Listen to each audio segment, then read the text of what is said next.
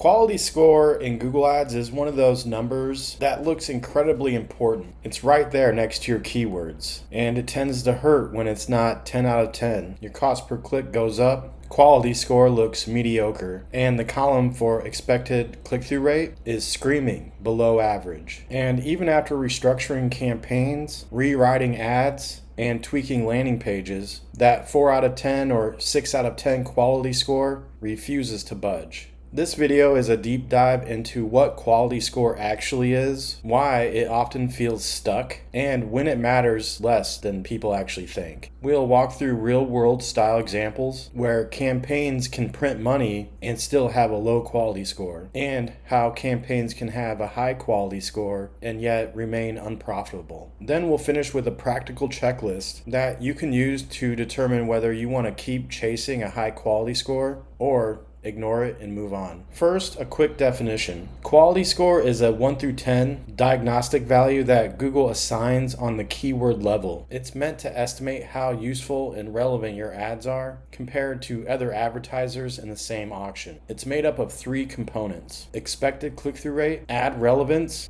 and landing page experience. Now, there are a few important nuances here. It's sampled, not a perfect real-time reflection of every auction. It's largely influenced by historical performance on exact match behavior, even if you're using broad or phrase match keywords. And finally, it's not an objective measure of account quality. It's Google's prediction on how well that keyword, ad, landing page combo will perform in the marketplace. So when that number doesn't move, it doesn't mean optimization work is pointless. It can just mean the diagnostic hasn't updated much, or the benchmark that you're being compared against is extremely competitive. Advertisers often assume if I can just get my quality score to improve, then my cost per click will go down. That's true in a very general and long-term sense, but it misses a few dynamics. First, you have the auction level competition. If competitors are increasing bids, budgets, and bringing in very strong creatives, your cost per click can rise even if your quality score is improving. You're not bidding in a vacuum. Next, you have history bias. Quality score has memory. If a keyword spent months with a low click-through rate or had a rough match type setup, that history can weigh heavily. New ads and better landing pages can help, but the number may be slow to catch up. Then you have component bottlenecks. Your ad relevance can be above average and still be dragged down by below average expected click-through rate or landing page experience. All 3 do not move at the same pace. More often than not, landing page issues are more about page speed, mobile usability, and trust signals than they are about clever copy. And finally, we have what I call broad match chaos. With broad match, you may be getting impressions from a long tail of queries that aren't tightly aligned with your landing page or ads. That can depress expected click-through rate and quality score, even if your core queries perform well. Let's walk through a simplified example. Imagine a local service business. They're paying $8 a click, and their main keyword sits at a quality score of 4. On paper, that looks bad, but watch what happens when you follow the money. $8 CPC, 15% conversion rate on the landing page, 30% of leads become paying customers, with an average revenue per sale of, say, $600. If 100 clicks cost $800, 15 of those become leads. At a 30% close rate, that's 4 to 5 customers, or about $2,400 to $3,000 in revenue. Spending $800 to make $2,400 is a very healthy return, even though quality score never got above a 4. That advertiser might see a below average expected click-through rate forever relative to other advertisers in the auction. But if the offer is strong, the targeting is dialed in, and the sales process converts, well, the business still wins. Now let's flip it. We have another advertiser who is obsessed with quality score. They craft extremely broad, click-friendly ads. They bid on wide, top-of-funnel terms. Users love the ad copy. Click-through rate is fantastic, and Google rewards them with a 9 or 10 quality score. But what happens after the click? Cheap cost per click, tons of traffic, landing page conversion rate of 1% because the offer doesn't really match intent very well, and the sales team closes only 5% of those leads.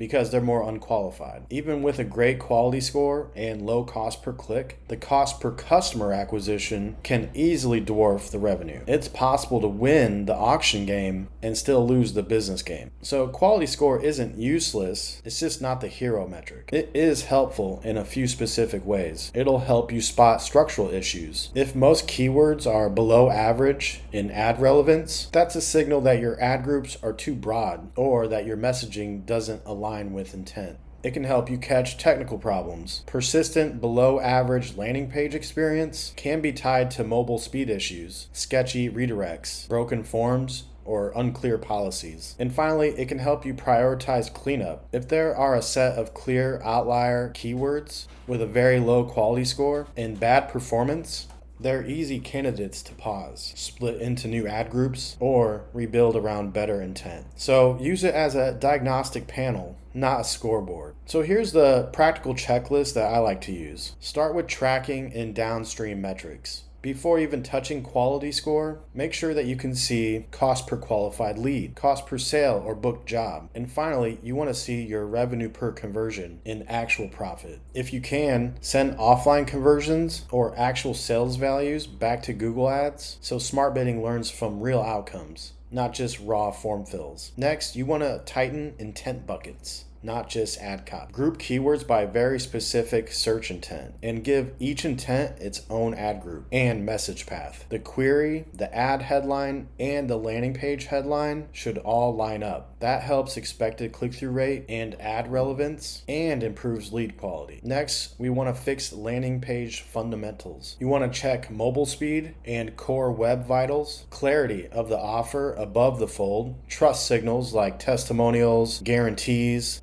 before-after photos, and clear contact details. Landing page experience improves when the page feels fast, safe, and it's clearly related to the query. Next, we want to remove wasted queries. Regularly mine the search terms report. Add negatives, break out strong search terms into their own ad groups, and cut the junk. That often does more for both business results and quality score than just making copy tweaks. And last on the checklist, let the numbers overrule the color codes. If a keyword has a quality score of 5, but it hits your target cost per sale, well then obviously it's going to stay. If a keyword has a quality score of 9, but just bleeds money, well then it's got to go. The business metrics should always win. So to wrap up, the quality score, it can be a useful hint, but it's not a God metric. It's just one view of how Google thinks your ad is going to perform in the auction. It's not a direct measure of profit. You can absolutely run highly profitable campaigns with an average or below average quality score. And on the flip side, you can have a very unprofitable campaign that has a high quality score. So keep an eye on it, use it to find obvious issues, but don't build strategy around pleasing a diagnostic number. Build it around cost per customer, lifetime value, and profit. Then use quality score as just one more tool to refine that path from search term to sale. All right, that's it for today's video. I hope you found it helpful. And as always, don't forget to like, follow, and subscribe. I'll catch you on the next one.